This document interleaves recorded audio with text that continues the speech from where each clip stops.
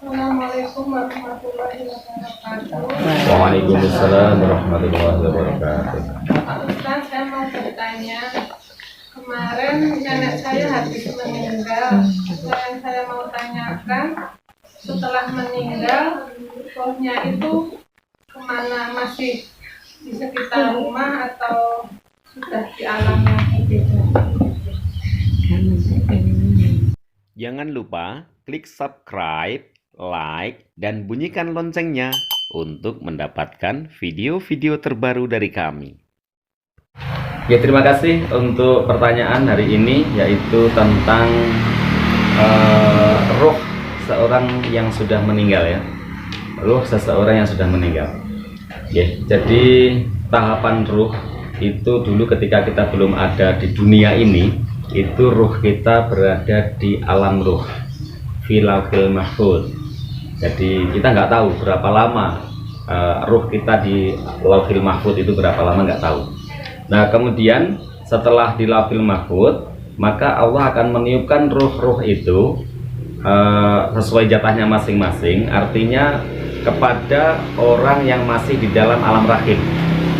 Jadi ketika kita di alam ruh masih belum punya jasad, kemudian ada pergumulan manusia melalui pernikahannya dan sebagainya, itu kemudian terjadilah janin di dalam rahim. Nah, ketika janin di dalam rahim itulah nanti akan ditiupkan ruh di dalamnya ketika usia 4 bulan kandungan. Ditiupkan ruh di dalamnya, maka posisi ruh itu berada di alam rahim. Nah, setelah berkembang terus membesar dan akhirnya tibalah yaumul wiladah, hari kelahirannya, maka ruh itu sudah masuk di dalam rahim sejak 4 bulan tadi, maka lahirlah yang namanya kita ini yang sekarang bisa ngaji, sekarang bisa bermuasyarah, bisa kemana-mana dan sebagainya. Ini yang namanya manusia. Nah, kita lahir dunia ini, nah ini adalah hanya tempat persinggahan sebentar saja. Karena usia kita barangkali hanya 60 sampai dengan 70. Umat Muhammad usianya 60 sampai dengan 70. Itu mau ancer-ancer. Artinya bukan sebuah kepastian berapanya, hitungannya hanya Allah yang Maha tahu. Semuanya pasti, yang hidup ini nanti pasti mati, pasti meninggal. Cuman berapa lamanya kita hidup tidak ada yang tahu, hanya Allah yang Maha tahu. Nah, ada yang itu nggak sakit tiba-tiba meninggal. Ya, memang meninggal itu tidak harus sakit. Itu masih muda meninggal. Syarat meninggal juga tidak harus tua. Kan seperti itu ya. Jadi siapapun jatahnya masing-masing. Kita hari ini alhamdulillah saya 49, sebulan lagi 49. Jadi nanti kalau jatah saya misalkan 90 umpamanya, ya berarti ya saya ketahuan meneh. Kok Mary toh? Ya, jadi misalkan usianya jatahnya kok 50, ya berarti setahun lagi kan, gitu aja ya. Jadi kita ya manut saja, nggak usah minta dowo-dowo, misalkan misalkan nggak barokah malah repot kan begitu. Jadi pendek tapi berisi nggak masalah, atau panjang tapi barokah, alhamdulillah. Kita sifatnya hanya berusaha saja. Nah, kemudian setelah meninggal, tadi pertanyaannya, nah kalau orang itu setelah meninggal terus rohnya kemana? Kan begitu ya. Karena ada yang mengatakan bahwa setelah meninggal itu rohnya selama 40 hari masih sering pulang ke rumah, misalkan seperti itu. Nah, inilah kita coba mengangkat sebuah hadis Rasulullah SAW. Tidak saya baca hadisnya, tapi langsung kesimpulannya saja. Bahwa ketika orang itu akan meninggal, baru akan meninggal, berarti rohnya masih di dalam jasadnya, belum meninggal ya. Nah, itu Allah menurunkan malaikat sebanyak 70.000 malaikat. 70.000 malaikat. Dan yang tahu hanya orang yang akan meninggal itu. Nah, makanya kadang-kadang kita melihat orang yang akan meninggal itu pandangannya kosong. Karena apa? Terperangah melihat jumlah malaikat yang 70.000 malaikat itu berjejer-jejer di sejauh pandangan mata memandang. Jadi nggak ada yang tahu selain orang tersebut. Nah, gitu. Nah, permasalahannya adalah bagi orang yang beriman dan bagi orang yang tidak beriman itu berbeda. Orang yang beriman yang diturunkan Allah untuk menghampiri mereka, rombongan malaikat 70.000 malaikat itu mereka berwajah berseri-seri, cerah cahayanya, senyum dan sebagainya. Harumnya juga baunya juga harum. Lalu setelah itu satu malaikat yang namanya malaikat maut itu datang pada persis di atas kepalanya. Nah, duduk di atas kepalanya orang yang mau meninggal itu. Kemudian dia mengatakannya, ya ayyatuhan nafsul mutmainnah irji'i ila rabbiki radiyatan mardiyah fadkhuli fi ibadi wadkhuli jannati. Wahai orang yang berjiwa tenang, irji'i ila rabbiki, pulanglah kembali kepada Rabbmu, kepada Tuhanmu.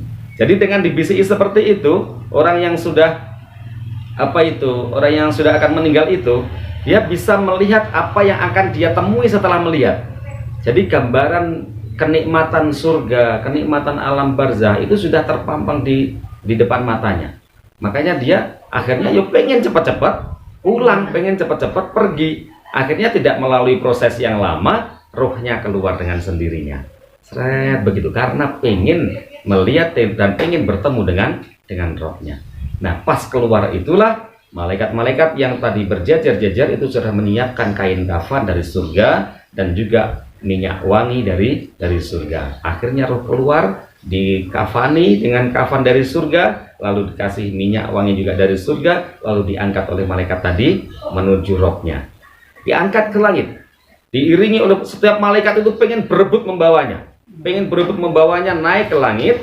Dan ketika mencapai pintu langit yang pertama, gitu ya, pintu langit bumi yang pertama itu, maka malaikat tadi mengatakan, bukakanlah pintunya, karena baunya harum. Terus kemudian orang ini karena beriman ya, baunya harum dan sebagainya, malaikat membukakan pintunya. Dibukakanlah pintunya, lalu malaikat-malaikat yang di langit itu semuanya juga memujinya. Ini roh siapa ini? Roh siapa ini kok baunya harum, kok baik sekali. Lalu malaikat yang mencabut nyawa tadi bersama malaikat-malaikat yang lain juga menjawab bahwa inilah si Fulan bin Fulan dengan nama terbaiknya ketika di dunia. Misalkan nama terbaiknya itu Fuaida misalkan. Ini adalah Fuaida binti Fulan. Ini adalah Zumaro binti Fulan dan sebagainya. Jadi nama-nama terbaik ketika di dunia ini yang dipakai, yang disebutkan di sana. Malaikat-malaikat pun juga berebut untuk menyolatkannya. Nah, ini luar biasanya, disolatkan oleh para malaikat. Ribuan malaikat mensolatkannya. Lalu terus diangkat naik sampai pada dilaporkanlah kepada Allah Subhanahu wa taala.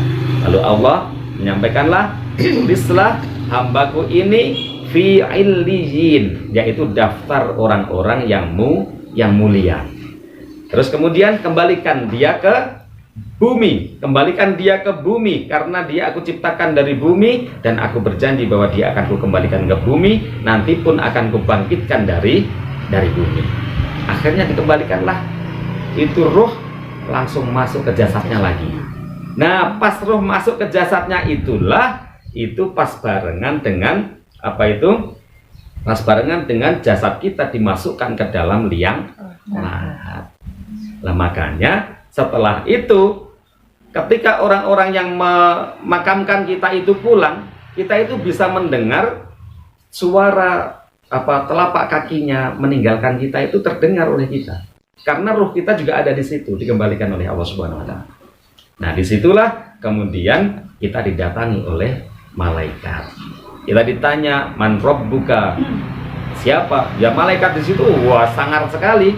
Diceritakan di dalam hadis mata kepalanya, bola matanya itu besar sekali. Cara sakene yo koyo kendil, sak kendil warnane abang. Sak kendil warnane abang. Masya Allah, mengangah begitu. Dia bertanya, "Marrabbuka, siapa Tuhan?" Kalau dia beriman, Allah akan menguatkan imannya, tidak hanya di dunia tapi sampai di alam barzah pun imannya diperkuat oleh Allah. Wa yusabbit imanahum, dikuatkanlah imannya oleh Allah Subhanahu wa taala. Akhirnya bisa menjawab, Allahu Rabbi. Wa ma dinuka, siapa maksudnya apa? Wa ma dinuka, dan apa agamamu? Islam dini, Islam adalah agamaku. Dan kita ditanya terus oleh malaikat, lalu kamu katakan apa orang ini? Jadi maksudnya menanyakan tentang Muhammad. Siapa yang diutus kepadamu? Dia menjawab, Muhammad Nabihi. Muhammad adalah nabiku. Muhammad adalah utusan engkau ya Allah. Nah seperti itu. Akhirnya di situ ada suara yang yang datangnya dari atas bahwa dia adalah hamba yang benar atau sodakta. Oh ya, kamu benar. Kamu benar, jawaban-jawaban kamu telah benar. Dan kamu selama di dunia telah membenarkan iman, telah membenarkan Allah itu adalah ilaha illallah, telah membenarkan bahwa Muhammad Rasulullah, dan bahwa inna dina indallahil Islam, bahwa tidak ada agama yang diridhai oleh Allah kecuali hanya agama Islam. Nah itu semuanya bisa dijawab dengan baik. Nah, kemudian barulah orang itu tadi kalau begitu, maka bukakanlah pintu surga. Allah memerintahkan malaikat-malaikat yang bertanya tadi untuk membukakan pintu surga. Maka dipandanglah di hamparan sejauh mata memandang itu hanyalah surga. Tetapi di situ hanya pintunya yang dibuka, tidak bisa masuk karena belum wilayahnya. Jadi di situ dia melihat hamparan keindahan yang luar biasa. Oleh karenanya kemudian makom atau kuburan atau alam barzah yang didiami oleh orang yang beriman itu namanya raudhatun min riyadil jinan, taman dari taman-taman surga. Nah ini hadirin ibu-ibu semuanya yang dirahmati Allah Subhanahu wa taala, itu nasibnya ketika kita beriman. Sehingga orang yang sudah masuk ke alam barzah, ini tadi ya mengacu ke jawabannya tadi. Orang yang sudah masuk ke alam barzah tentu tidak bisa kembali lagi ke alam dunia. Sehingga tidak mungkin yang namanya barzah itu adalah barzakhul la yabghiyan. Barzah itu sesuatu yang kokoh, sebuah dinding penyekat gaib loh ya, tidak bisa diraba. Pokoknya sapiro kandele sapiro ya misalkan seperti itu nggak bisa diukur karena memang tidak terlihat. Tapi walaupun tidak terlihat, ini tidak bisa ditembus. Orang yang masih di dunia tidak bisa masuk ke alam barzah. Orang yang sudah di alam barzah pun tidak bisa kembali ke alam dunia. Nah, di mana posisi mereka sekarang? Di mana posisi mereka? Posisi mereka di alam barzah. Alam barzah itu untuk orang-orang yang sudah meninggal itu kelasnya masing-masing. Ada yang mereka tadi dikatakan fi illiyin, orang yang berada di catatan daftar orang-orang yang soleh. Maka tempatnya ya khusus untuk orang-orang yang soleh.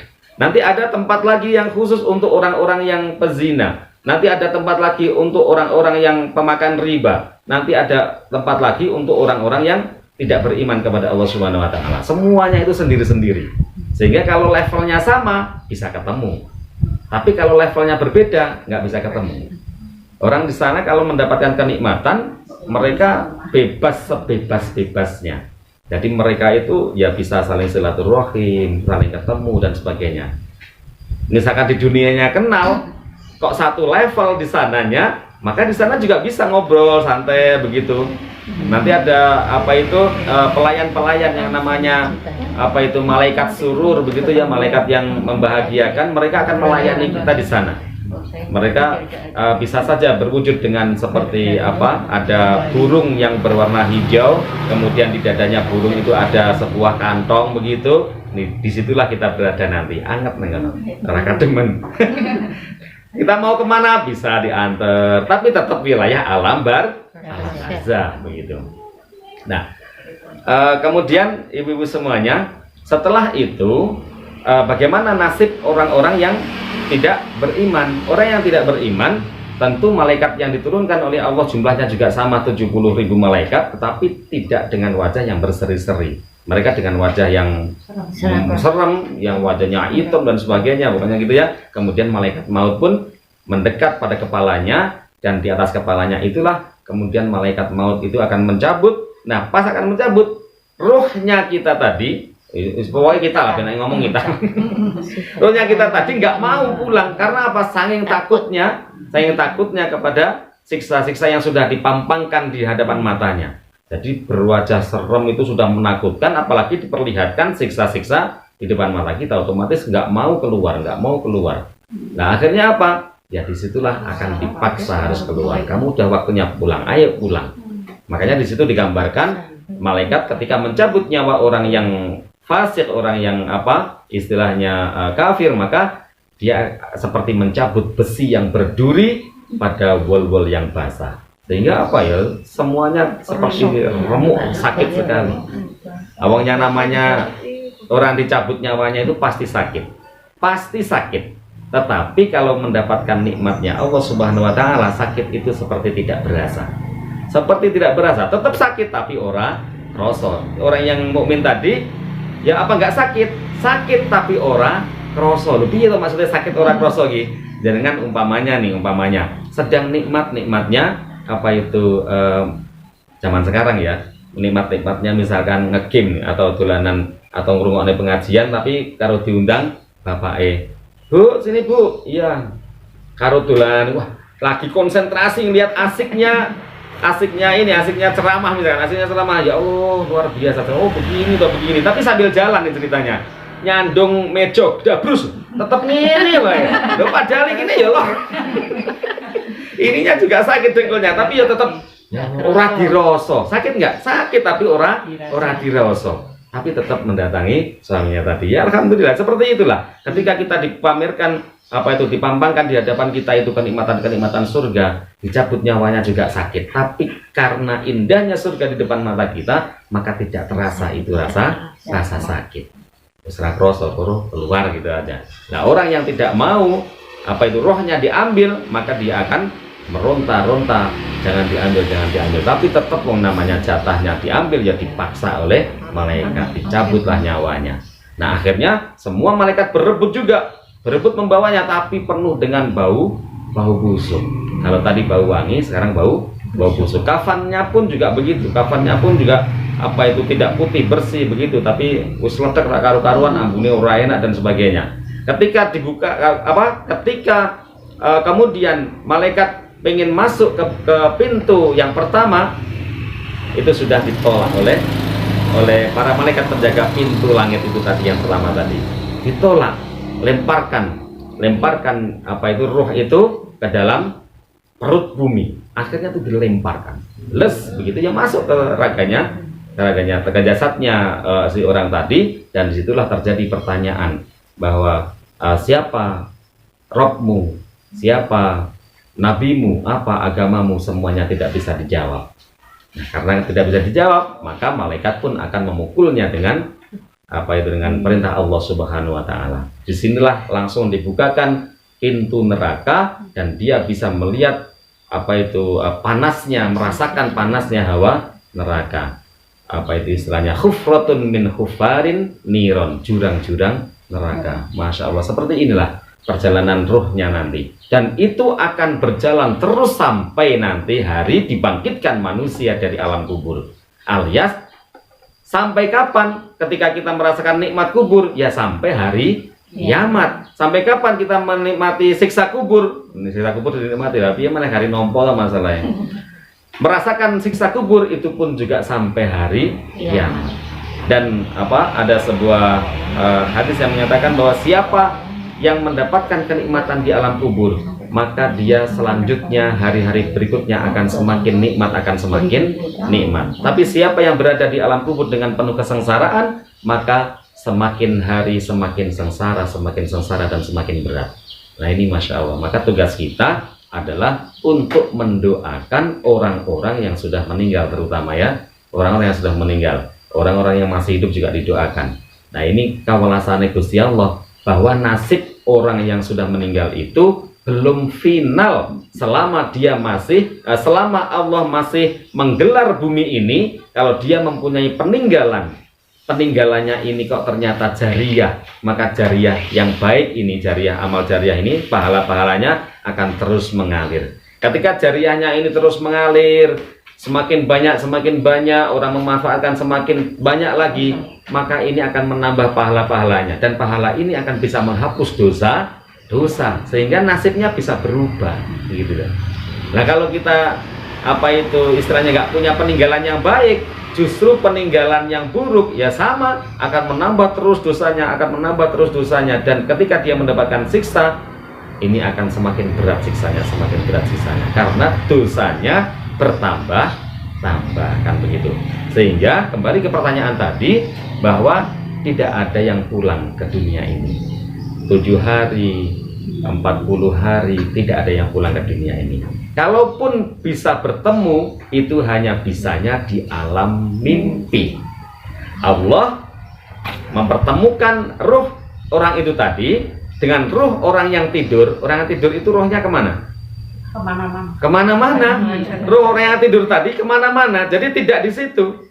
Roh orang yang tidur itu seperumpamaannya, atau istilahnya orang yang tidur itu termasuk orang-orang yang mati. Makanya di situ diajarkan setelah tidur kita berdoa, alhamdulillahilladzi ahyana ba'dama amatana wa ilaihin nusur. Alhamdulillah, segala puji bagi Allah, alladzi ahyana, zat yang telah menghidupkan kami. Jadi ba'dama amatana, setelah mematikan kami. Kita tidur itu mati. Rohnya di mana? Di tangan Allah Subhanahu wa taala. Tapi orang yang meninggal, rohnya sudah istilahnya diamankan, ditaruh di alam barzah, nggak bisa kembali ke dunia. Tapi orang yang hidup tadi karena belum meninggal, rohnya pun juga diambil oleh Allah, tapi masih bisa dikembalikan ke dunia. Nah, ketika mereka sama-sama keluar dari jasadnya inilah roh itu bisa bertemu, dan pertemuan itu namanya mimpi. Sehingga kalau jenengan ketemu dengan mbahnya misalkan, itu di alam roh, itu memang benar jenengan itu mimpi ketemu simbahnya. Dan ini pernah terjadi pada zaman pemerintahan Abu Bakar. Pada zaman pemerintahan Abu Bakar ada salah satu sahabat yang meninggal mati syahid di medan perang. Dia mempunyai baju besi yang luar biasa bagus, mahal sekali. Nah, kemudian baju besi itu diambil oleh seseorang. Diambil oleh seseorang untuk dimilikinya. Terus kemudian ada salah satu sahabat yang bermimpi bertemu dengan orang yang tadi meninggal, yang baju besinya diambil tadi. Dia berpesan bahwa baju saya telah diambil oleh seseorang, rumahnya sana di pojok sana, dia punya kuda begini, nanti dia baju saya tadi di atasnya dikasih seperti bejana dan sebagainya seperti itu. Nah, tolong ambil, tolong diambil kemudian, dan saya mohon untuk urusan dunia saya diselesaikan. Maksudnya misalkan punya utang piutang dan sebagainya itu diselesaikan. Nah, akhirnya orang yang ini tadi bercerita kepada khalifah, waktu itu Khalifah Abu Bakar, bercerita kepada Khalifah Abu Bakar. Terus kemudian mendengarkan seperti itu, langsung Khalifah Abu Bakar memerintahkan Khalid bin Walid untuk mencari apa yang di dalam mimpi itu tadi.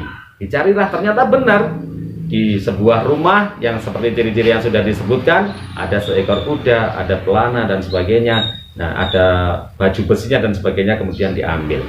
Nah, disitulah maka pertemuan ruh itu di alam mimpi itu adalah benar adanya, karena ruh sesama ruh. Tapi kalau ruhnya orang meninggal mendatangi kita berupa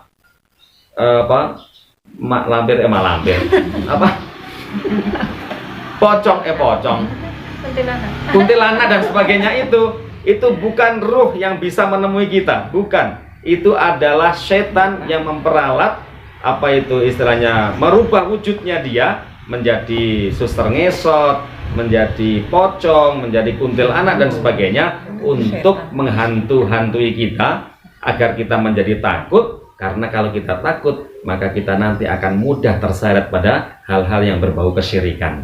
Akhirnya ngono berarti kudu disumeke menyan misalnya begitu, kudu digawake ingkung misalkan, dua sajen dan sebagainya. Lah ini masuk ke sana itu nanti.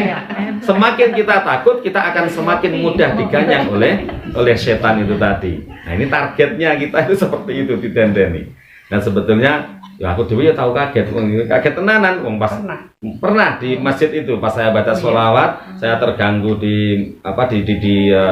maksudnya di ruang masjid saya terganggu dengan suara sanyo yang masuk, suara pompa air, kemudian saya terganggu dengan suara anak-anak, saya pengen mencari tempat yang lebih aman. Nah, saya kemudian masuk ke ruang sebelah, tapi ruang sebelah ternyata terlalu hijau, kena cahaya matahari, karena sekatnya itu warnanya hijau, cahaya matahari membuatnya hijau, wajah saya pun juga menjadi hijau. Masuk di syuting wajahnya kok tadi hijau, tadi kodok hijau. Lah akhirnya saya pindah pada ruang tempat wudhu putri itu. Nah disitulah saya merasakan bahwa oh rapopo lah sholawat di tempat wudhu putri. Bahwa saya sholawatnya tidak di dalam WC, maksudnya tidak di dalam WC, tidak di dalam toilet. Insya Allah nggak masalah. Tapi tiba-tiba ada suara krek seperti orang menutup pintu. Tak pikir apa yo? Nggak apa-apa saya bilang gitu. Nah saya membaca sholawat lagi. Sallallahu ala Muhammad. Krek seperti itu. Sallallahu alaihi. Saya begini ya Allah, saya deg-degan itu. Astagfirullahaladzim. Tapi saya teruskan. Nah, ini perang itu. Perang artinya perang ya mental aja. Takut enggak seperti itu. Nah, secara manusia ternyata juga takut. Tapi itulah target. Ketika saya lari misalkan, berarti dia akan senang sekali. Oh, ternyata. Ustaz oh, gampang. Gimana?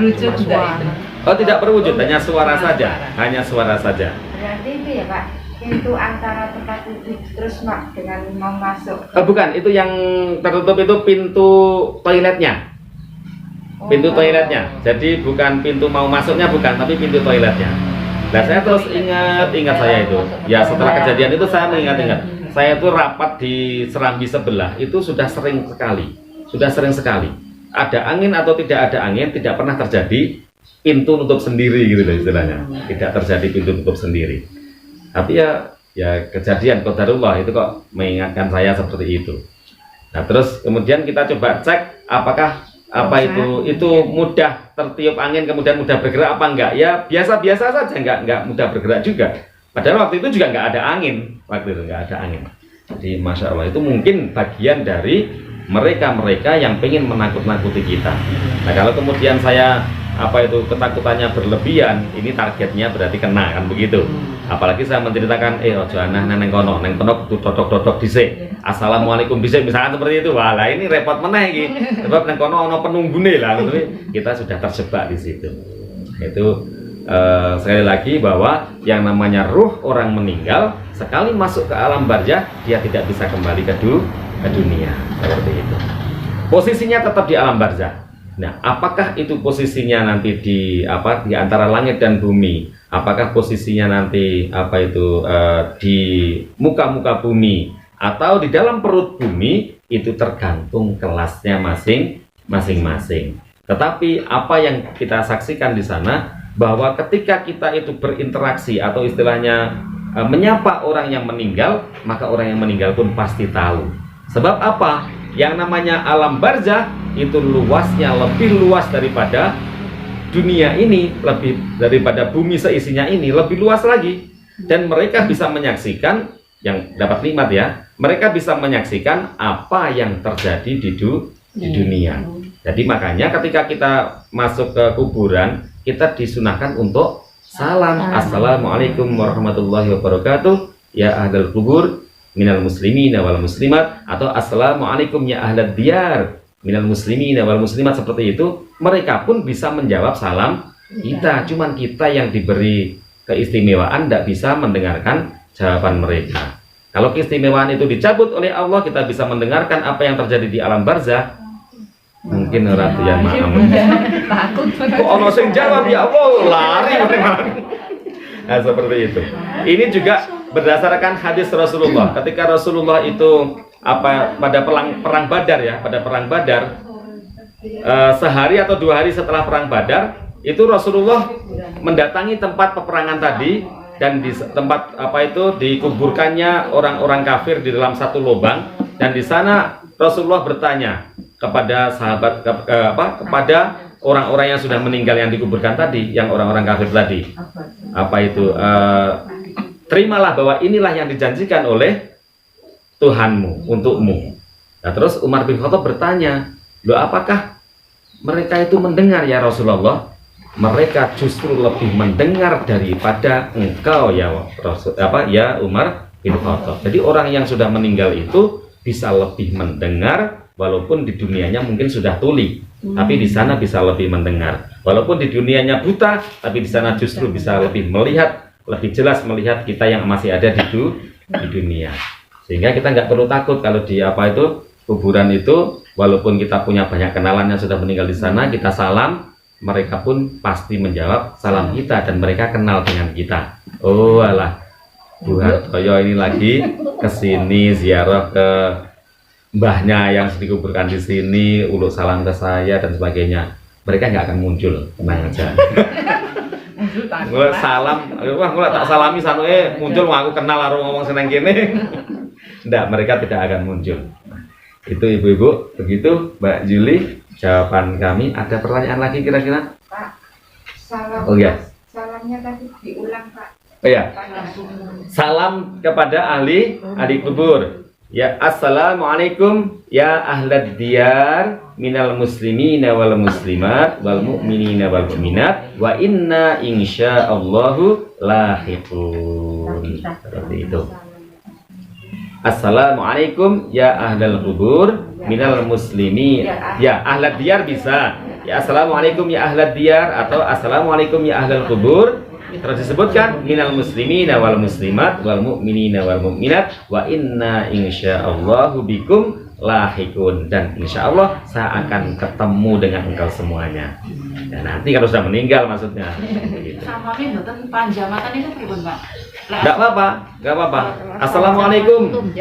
Misalkan enggak hafal ya, assalamualaikum. Enggak apa-apa. Ya, atau cukup ya ahlal kubur. Seperti itu.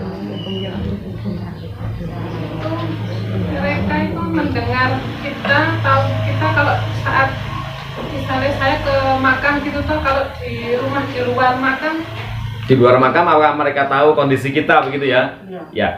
Di sini ada sebuah hadis Ibnu Hajar al-Asqalani meriwayatkan bahwa inna a'malakum tu'radu ila aqaribikum minal amwat. Bahwa semua amal-amal kamu, amal-amal kalian itu ditunjukkan kepada ahli kubur dari kerabat kalian. Jadi kerabat itu siapa? Kerabat itu ya orang tua, ya paman, ya mbah dan sebagainya. Amal-amal kita di dunia ini itu ditunjukkan kepada mereka. Sehingga ada apa itu istilahnya malaikat yang bertugas untuk mengantarkan informasi-informasi kepada ahli kubur, kepada orang yang sudah meninggal. Tentang apa? Tentang perihal kegiatan atau perihal aktivitas keluarganya yang masih ada di dunia. Makanya disinilah apa itu kita kalau misalkan melasi kepada orang yang meninggal itu tidak hanya dengan doa, tidak hanya dengan sedekah yang kita keluarkan kepada mereka, tetapi dukunglah dengan kegiatan-kegiatan yang baik. Sebab kegiatan-kegiatan kita dilaporkan kepada orang yang sudah meninggal dari keluarga kita tadi. Nah kalau misalkan aktivitas kita nggak baik, apa nggak ngelarani atine wong tua kita yang sudah meninggal? Apa nggak ngelarani mbah-mbah kita yang sudah meninggal? Karena mereka dikasih tahu, gitu. Jadi inna a'malakum tu'radu ila aqaribikum minal amwat. Oke, monggo Bu. Bapak orang tua kita sudah meninggal, terus kita akan mesti mendoakan ya Pak. Apa doa itu bisa meringankan siksa orang tua kita yang sudah meninggal? Ya. Jadi apakah doa orang yang masih hidup, nah ngomong gitu ya? Apakah doa orang yang masih hidup itu bisa meringankan apa azab orang yang sudah meninggal? Bisa, Bu. Bisa. Jadi sudah banyak dicontohkan, sudah banyak di dalam hadis, termasuk di sana Rasulullah pernah melewati sebuah pemakaman. Pemakaman di situ dilewati oleh Rasulullah. Rasulullah menyuruh teman-temannya, sahabat-sahabatnya untuk ajilu, cepat. Mohon cepat. Nah, akhirnya di sana apa itu sahabat-sahabat Rasulullah ya jalannya cepat-cepat. Tapi pas pulangnya melewati itu tadi, itu Rasulullah memerintahkannya beda. Orang kok kon cepet-cepet, melainkan pelan-pelan ya, pelan-pelan. Nah, ternyata apa? Ternyata orang yang pas tadi berangkat, ya, pas Rasulullah berangkat, orang yang di dalam kubur itu disiksa oleh Allah Subhanahu wa taala. Nah, ketika pas pulang ternyata sudah dimaafkan oleh Allah Subhanahu wa taala. Dan ternyata apa salah satu sebabnya? Salah satu sebabnya adalah mempunyai anak yang belajar membaca Al-Quran, moco bismillah itu. Belajar moco bismillah, goro-goro belajar moco bismillah, orang tuanya yang sudah meninggal yang mendapatkan siksa azab kubur itu tadi diampuni oleh Allah Subhanahu wa taala. Itu amalannya si anak tadi. Nah, kemudian pernah suatu ketika Rasulullah melewati sebuah kuburan, kemudian di situ ada dua makam yang isinya itu disiksa oleh Allah. Lalu Rasulullah mencari pelepah kurma, menyuruh sahabatnya mencari pelepah kurma, ditancapkanlah pelepah kurma itu di atas makamnya tadi dan berdoa kepada Allah. Selama ini masih basah, maka dia diringankan siksanya. Kan begitu ya, diringankan siksanya. Ya selama masih basah. Nah akhirnya ini istilahnya kita meniru karena pelepah kurma di sini nggak ada. Biasanya terus kemudian kita menabur kembang bunga. Di samping juga untuk bisa menghasilkan bau-bau wanginya. Ini harapannya, ini namanya tabarukan. Namanya kita itu istilahnya tafa'u dan mengikuti apa yang disunahkan oleh Rasulullah. Nah kita pelepah kurma nggak ada ya bunga atau jebol bunga dan sebagainya, dengan tetap berdoa menirukan Rasulullah, semoga ini diringankan selama ini masih basah. Nah seperti itu. Nah ini sangat bermanfaat sekali, sangat bermanfaat. Dan kalau doa itu dijawab oleh Allah Subhanahu Wa Taala, doa waladin sholihin yad'ulah, ataupun doa teman-teman sesama muslim begitu ya. Makanya dalam doa yang ditiba itu kan, ya Rabbi sholli ala Muhammad, ya Rabbi sholli alaihi wasallim, ya Rabbi waghfir likulli muslim, ya Rabbi waghfir likulli mudhnib. Ya Allah, ampunilah dosa semua orang-orang yang berdosa. Ampunilah semua orang-orang yang berdosa. Lah ini kan ini tuntunan ya, tuntunan bahwa kita jangan hanya berdoa untuk kita sendiri, tapi kita juga welas asih berdoa untuk orang-orang yang sudah meninggal. Siapapun kita nggak kenal, nggak apa-apa, yang penting minal muslimina wal muslimat wal mu'minina wal mu'minat. Sangat bermanfaat itu. Ya, ada lagi Mbak. Kita memperingati misalnya 100 hari atau 1000 hari disertai akikah itu diperbolehkan nggak Pak? Disertai akikah. Oke, jadi begini, akikah itu sebuah syariat ya. Akikah itu syariat yang istilahnya dilaksanakan kapan itu bisa saja ya. Misalkan pas 7 harinya, atau kalau nggak bisa ya pas 14 harinya, atau pas 21 harinya dan sebagainya. Itu kelipatan-kelipatannya itu bisa. Nah, kemudian kalau permasalahannya itu ini akikah nih, tapi saya juga pengen mendoakan gitu ya, pengen mendoakan untuk keluarga saya yang sudah meninggal misalkan. Enggak, maaf. Maksudnya yang udah meninggal itu pas mau peringati misalnya 100 hari atau 1000 hari itu disertai akikah, kan ada kan? Akikah siapa? Yang meninggal itu ya. Akikah yang sudah meninggal. Yang meninggal siapa? Mbah Kongnya apa? Misalnya yang kan ada tuh Pak di masyarakat seperti itu. Ya, sebentar. Jadi akikah itu kewajiban orang tua, gitu ya. Kewajiban orang tuanya ketika mendapatkan anugerah, ataupun bisa anugerah, bisa amanah ya, namanya apapun lah. Nanti tergantung definisinya apa begitu. Mendapatkan kenikmatan, anugerah yang diberikan kepada Allah, yang diberikan oleh Allah kepada orang tersebut berupa anak gitu ya. Maka disyariatkanlah untuk kegembiraannya, yaitu menyembelih hewan akikah. Jadi itu kewajiban orang tuanya. Untuk si anak tadi, untuk penebusan si anak, murtahanun, itu pun bagi yang mampu. Kalau enggak mampu ya enggak sih. Kalau enggak mampu jangan sampai kita kemudian pinjam-pinjam misalkan begitu. Padahal ketika pinjam kita enggak punya gambaran untuk mengembalikan. Nah, ini repot sekali nih. Nanti ditagih loh. Maksudnya setahun ngomong misalkan seperti itu, repot sekali. Jangan. Jadi bagi yang mampu. Kalau ternyata sampai anak ini dewasa nggak mampu kita, ya maka sudah nggak ada kewajibannya lagi. Artinya si anak itu tadi bisa mengakikahi dirinya sendiri. Nah ini permasalahannya bagi yang meninggal. Bagi yang meninggal diakikahi. Kalau yang meninggal mbahnya, berarti yang kewajiban untuk mengakikahi adalah bapaknya simbahan begitu. Tidak ada kewajiban, tidak ada syariat itu. Sambil diakikahi tadi yang sudah meninggal tidak ada. Itu tadi bagi anak sampai usia dewasa. Kalaupun orang tuanya nggak mampu sampai usia dewasa itu ya sudah, jangan dipaksakan. Memang tidak mampu kan begitu. Tapi kalau selama masih mampu ya jalankan syariat akikah itu kan begitu. Tidak mampu tapi orang tuanya sudah meninggal. Nah anaknya mengakikahi dirinya sendiri itu boleh, nggak apa itu bisa. Kalau yang sudah meninggal enggak.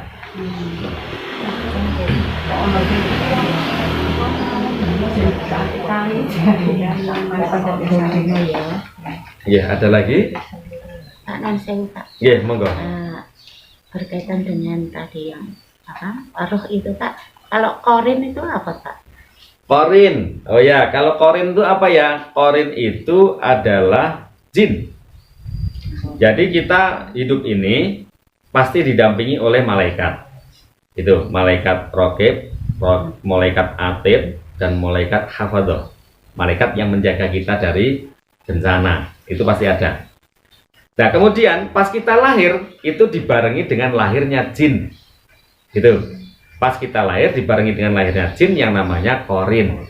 Ini karena mendapatkan izin dari Allah Subhanahu wa taala. Mereka selalu manusia itu lahir pasti dibarengi dengan lahirnya jin. Dan qarin ini selalu menempel di kita, selalu menyertai kita dimanapun kita berada. Nah, kemudian ketika kita meninggal, qarin ini nggak meninggal. Yang namanya jin itu terus hidup terus itu. Ila yaumil qiyamah, sampai kiamat. Jadi manusia bisa berkurang, jin tidak bisa berkurang, tambah terus usianya sampai hari kiamat. Nah, qarin ini tugasnya untuk membisikkan segala sesuatu yang tidak baik kepada kita. Nah, ada malaikat yang tugasnya untuk membisikkan sesuatu yang baik untuk dilakukan untuk kita itu. Jadi misalkan terjadi sebuah peristiwa, kalau kemudian kita memilih untuk memutuskan pilihan kita yang diridhoi oleh Allah Subhanahu wa taala, berarti itu adalah bisikan malaikat. Dan ketika kita memilih sesuatu yang dilaknat oleh Allah Subhanahu wa taala atau yang jelek untuk bermaksiat kepada Allah Subhanahu wa taala, berarti itu adalah bisikan qarin. Jin itu tadi. Nah, kemudian perangnya ini menang siapa? Ini nafsu kita yang ditunggangi. Jiwa kita yang dimasuki, baik itu oleh malaikat ataupun oleh qarin. Nah, kalau kemudian ternyata porsinya yang menduduki itu besar malaikat, ya kita akan memilih sesuatu yang diridhoi oleh Allah. Kalau porsinya di sini ternyata dipenuhi oleh qarin, nah itu otomatis kita akan terseret melakukan kemaksiatan kepada Allah. Nah, ini qarin itu teman. Qarin itu dari kata corona itu. Corona itu dekat atau sesuatu yang terhubung gitu ya, corona. Atau sesuatu yang bersama, sesuatu yang menyamai, mendampingi. Nah, itu akhirnya disebut qarin. Ini Pak, Iya. sama setan sama ya Pak artinya. Jin sama setan. Oh, jin sama Setan. jin sama setan. Ya, setan itu golongannya jin. Jadi Ini mau tanya, Pak. Ini kan baru-baru ini ada kasus pembunuhan di daerah Subang ya Pak. Ini lagi viral banget sih. Sampai 70 hari ini pun polisi belum menemukan titik terang pelaku. Nah, tapi karena ini kasus pembunuhan, jadi berapa orang tuh ada yang dimasukin kemasukan, terus ada yang dimimpiin tuh Pak. Itu nggak 1-2 orang, tapi banyak sekali yang dimasukkan di dalam mimpi, memberikan petunjuk bahwa pembunuhannya begini-begini dengan pembunuhnya siapa. Terus ada yang kemasukan juga. Kemasukannya juga menunjukkan siapa pembunuhnya, terus cara pembunuhannya juga. Tapi sampai sekarang kan polisi tidak menangkap pelakunya karena kan harus ada bukti-bukti kalau untuk polisi. Iya. Kalau kita kan itu masuk kayak gaib gitu ya Pak. Nah, itu yang memberi petunjuk di alam mimpi itu sebenarnya arwahnya orang yang sudah meninggal benar, atau kayak tadi Bapak itu bilang qarin. Dengan yang kerasukan itu juga sebenarnya yang masuk itu qarin atau bukan gitu Pak. Iya. Jadi berdasarkan riwayat yang saya ceritakan tadi, bahwa orang yang meninggal mati syahid, meninggalkan baju besi dan sebagainya tadi, hadir di dalam mimpi. Iya. Pertemuan ruhnya itu terjadi di alam mimpi. Jadi itu benar. Abu Bakar pun juga membenarkan itu. Bahkan Abu Bakar menyampaikan, baru kali ini ada wasiat yang kita laksanakan, orang yang berwasiat itu sudah meninggal, baru kita laksanakan. Biasanya wasiat itu orang yang belum meninggal berwasiat, kemudian dilaksanakanlah wasiat itu. Nah, ini orang yang sudah meninggal kemudian memberikan wasiat melalui mimpi, terus kita laksanakan dan ternyata benar. Nah, berarti itu menunjukkan bahwa pertemuan ruh di dalam mimpi itu benar adanya. Tetapi kalau bukan dalam mimpi, nah ini yang menjadi masalah. Kerasukan. Kalau bukan dalam mimpi, ini otomatis seperti orang-orang kerasukan kemudian memanggil arwah seperti itu ya. Sekali lagi, alam barzah itu tidak bisa ditembus oleh nyawa-nyawa yang sudah ada di sana. Itu pasti ditunggangi jin. Gitu, pasti ditunggangi jin. Sehingga nyuwun sewu, jangan sampai kita salut misalkan gitu ya, salut dengan orang-orang yang misalkan memanggil arwah begitu ya, memanggil ruh. Terus kemudian rohnya itu mengaku, aku umurku wis sakmene. Wah, itu jin itu. Asli jin udah itu. Yakini bahwa itu jin. Itu bukan roh itu. Bukan roh yang orang yang tadi, bukan. Melainkan itu adalah jin yang memang tugasnya untuk mendukung para nyuwun sewu, dukun misalkan begitu ya. Dukun dan sebagainya itu sangat senang sekali karena memang target mereka adalah ya, manusia-manusia itu dijadikan teman ketika nanti di neraka.